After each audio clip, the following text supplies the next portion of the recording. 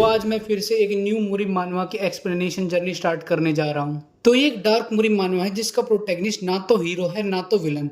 वो विलन से भी बहुत ज्यादा ऊपर है। ये वही करता है जो उसका मन करता है।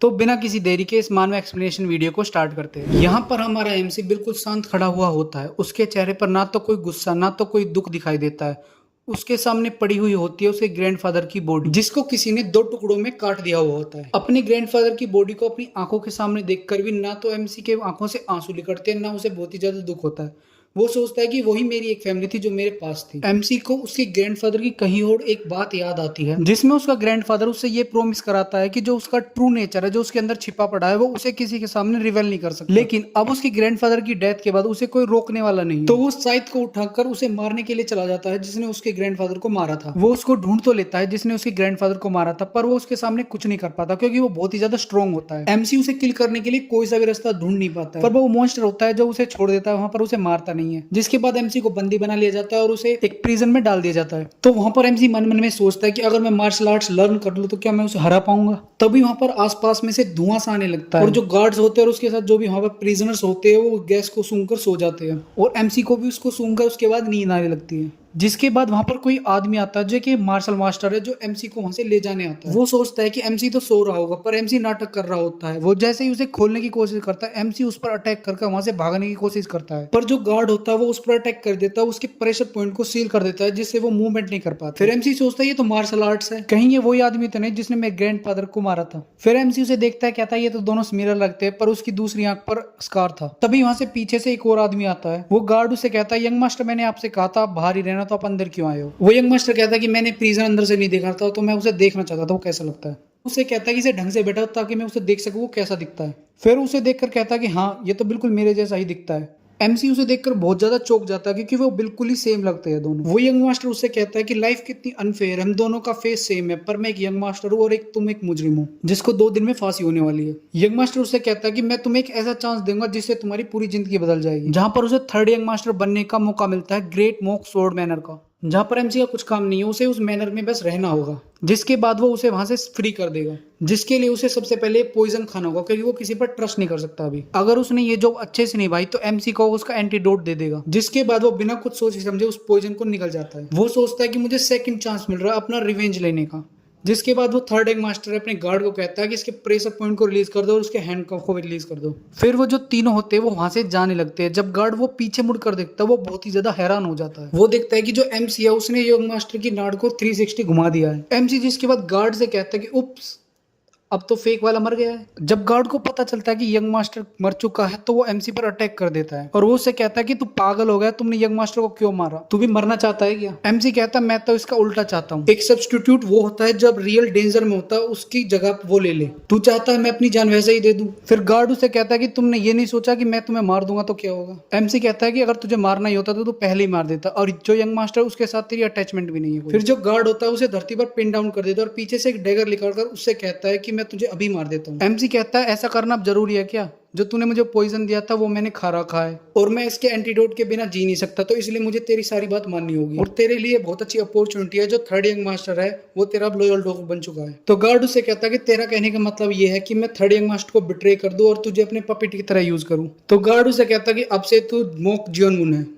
तो फिलहाल एमसी को अपनी लाइफ बचाने का प्लान सक्सेसफुल हो जाता है। तो फिर वे दोनों मॉक स्वॉर्ड मैनर चले जाते हैं, जहां पर गार्ड उससे कहता है कि तू यहाँ पर अभी किसी से नहीं मिलेगा और अगर तूने मेरी बात नहीं मानी तो तुझे एंटीडोट नहीं मिलेगा, और अगर तूने कुछ उल्टी सीधी हरकत करने की कोशिश करी तो मैं तुम्हें जब ही मार दूंगा। तो गार्ड उसे एंटीडोट देकर वहां से चला जाता है। तो एमसी का इस मैनर में काम यह है कि उसे 3rd यंग मास्टर की तरफ प्रिटेंड करना पड़ेगा और मार्शल आर्ट्स लर्न करनी पड़ेगी। फिर एमसी कहता है कि पहले तो मैं मार्शल आर्ट्स लर्न करूंगा, फिर उसे ढूंढूंगा जिसने मेरे ग्रैंडफादर को मारा था और फिर मैं उसे भी उसी तरह मारूंगा जिस तरह उसने मेरे ग्रैंडफादर को मारा था। फिर एमसी कहता है कि मैंने अपनी डेथ को भी अवॉइड कर दिया और मुझे मार्शल आर्ट्स लर्न करने का मौका भी मिल गया, पर मुझे जो बाहर गार्ड खड़ा है वो बॉदर कर रहा है बहुत ज्यादा। जो बाहर गार्ड खड़ा होता है वो गार्ड कैंप का डिसाइबल होता है। फिर जो गार्ड खड़ा होता है मनी मन सोचता है कि गार्ड कैंप है जो बहुत ज्यादा सॉफ्ट हो गए, ऐसा स्पेशल क्या है इस बच्चे में, इसने तो अभी मार्शल आर्ट्स भी लर्न नहीं करी। गार्ड गेम उसे बताता है कि इसने जो यंग मास्टर है उसको मार दिया। तो गार्ड गेम का डिसेबल उससे कहता है कि हमारे प्लान का क्या होगा। तो गार्ड गेम उसे कहता है कि तुम्हारा रोल इसमें चेंज नहीं होगा, जो काम मैंने तुम्हें पहले बताया था वही तुम्हें अब करना है। तो जैसा मैंने पहले तुम्हें बताया था, ये बंदा अपने कमरे से बाहर नहीं निकलना चाहिए। तो इस टाइम के बीच में कुछ और प्लान सोचता हूँ और हम इसे यहाँ से बाहर फेंक देंगे और किसी और के साथ हाथ मिला लेंगे। फिर दूसरा गार्ड उसे कहता है कि गार्ड गेम तुमने कहा था कि मैंने उसे पॉइजन खिला दिया तो वो हमें डिसोबे नहीं कर पाएगा। फिर गार्ड गेम उसे कहता है कि वो है जो ओबीडियंट टाइप का नहीं है, उसके साथ रहने से हमें ये दिक्कत आएगी।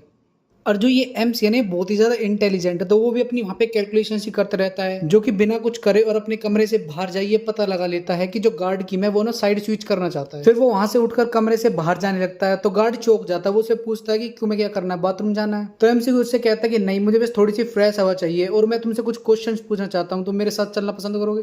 तो गार्ड उससे कहता है कि अपना मुंह बंद कर और अंदर कमरे में चला जाओ चुपचाप। तो एमसी उससे कहता है कि कोई परेशानी नहीं होगी अगर हम दोनों इस बात को सीक्रेट रखें। तो इतने में ही वो गार्ड उस पर अटैक कर देता है। तो एमसी उससे कहता है कि मुझे लगा था तुम गार्ड गेम से स्ट्रांग हो गए, पर तुम उससे बहुत ही ज्यादा वीक हो। तो इतना ही कहते एमसी उस गार्ड को ऊपर उठाकर जमीन पर पटक देता है और उसे जमीन पर पिन डाउन कर उसके प्रेशर पॉइंट को सील करने की कोशिश करता है। फिर गार्ड गेम सोचता है कि क्या ये अपनी मार्शल आर्ट छुपाने की कोशिश कर रहा था। तो गार्ड है जब मूव करने लगता है तो एमसी सोचता है कि मैंने वैसे ही कॉपी किया था जैसे गार्ड गेम कर रहा था, मुझे लगा था ये आसान होगा, पर ये इतना आसान भी नहीं है। फिर वो गार्ड सोचता है कि इसने एक ही बार में कॉपी कर लिया जो गार्ड गेम ने किया था। गार्ड गेम सही कह रहा था कि ये बहुत ही ज्यादा डेंजरस है।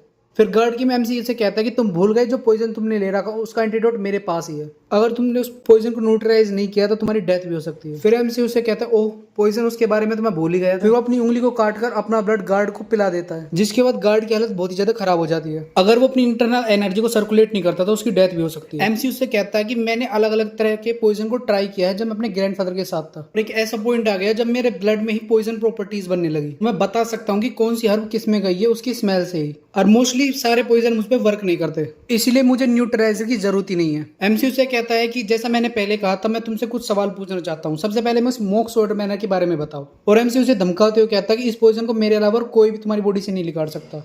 तो गार्ड की मुझे बताता है कि जो मोक स्वॉर्ड मैनर का मास्टर है उसकी तबीयत बहुत ज्यादा खराब है और उसने अभी तक अपने 4 बेटों में से किसी को सक्सेसर भी चूज नहीं किया है, इसलिए वो जो चारों यंग मास्टर है बहुत ही ज्यादा साइलेंट है। लेकिन जिस दिन मास्टर की डेथ हो गई उसके बाद वो सब एक दूसरे को मारना चालू कर देंगे। और जो मैनर मास्टर की फर्स्ट वाइफ है वो अपने बेटे को सक्सेसर बनाने के लिए नहीं पता जाने क्या करे, और जो उसकी फर्स्ट वाइफ है जो उसको ट्रीट करने के लिए बाहर से कुछ शैमन्स को बुलाती है। गार्ड एमसी को बताता है कि यह है मोक स्वॉर्ड मैनर की करंट हालत। तो एमसी गार्ड से कहता है चलो चलते हैं।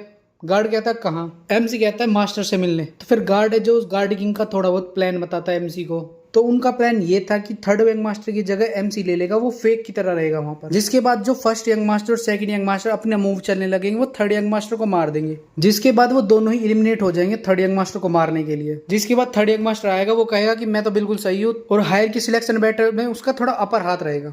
एमसी सोचता है उसने अपना दिमाग तो यूज किया पर एक वेरिएबल आ गया जो कि मैं हूं जिसने उसको मार दिया। फिर गार्ड उससे पूछता है ये सब तो सही है पर तुम मैनर मास्टर से मिलने क्यों जा रहे हो? फिर एमसी उससे कहता है कि जितना मैंने सुना है जो लाइफ डेथ मैटर है मैनर मास्टर का वो मुझसे रिलेटेड है, इसलिए मैं उससे मिलने जा रहा हूँ। फिर गार्ड उससे कहता है कि अगर ये गार्ड किंग को पता लग गया तो एमसी कहता है कि तुम इसे सीक्रेट रखोगे। तो उसके बाद जो मैनर मास्टर की फर्स्ट वाइफ होती है वो शैमन को बुलाती है उसकी इलनेस को ट्रीट करने के लिए। तो जो शैमन है उससे कहता है कि मैडम आपको यहाँ से जाना होगा। उसकी फर्स्ट वाइफ शैमन से कहती है तुम्हें पता है ना मैंने तुम्हें किस लिए हायर किया था? जो मैनर मास्टर की सील है और सीक्रेट मैनुअल है वो मुझे चाहिए। अगर तुमने रिक्वेस्ट कंप्लीट कर दी तुम अभी कभी तुम्हें 300 सिल्वर कॉइंस दूंगी। जिसके बाद वो फर्स्ट वाइफ है वहां से बाहर जाने लगती है और वो देखती है कि जो फोर्थ यंग मास्टर होता है वो ट्रेनिंग कर रहा होता है। जिसके बाद वो वहां से चली जाती है और उतने में वहीं से हमारा एमसी निकल के आता है। एमसी गार्ड से पूछता है कि वहां पर कौन है। गार्ड उसे बताता है कि वो फोर्थ यंग मास्टर है जो वहां पर मार्शल आर्ट ट्रेनिंग कर रहा है। फिर एमसी गार्ड से कहता है कि यही सही तरीका है कि मार्शल आर्ट लर्न करने का। फिर गार्ड उसे बताता है कि वो हॉर्स स्टेप यूज कर रहा है अपनी लोअर बॉडी को मजबूत बनाने के लिए, क्योंकि सारी मार्शल आर्ट लोअर बॉडी से ही परफॉर्म करी जाती है।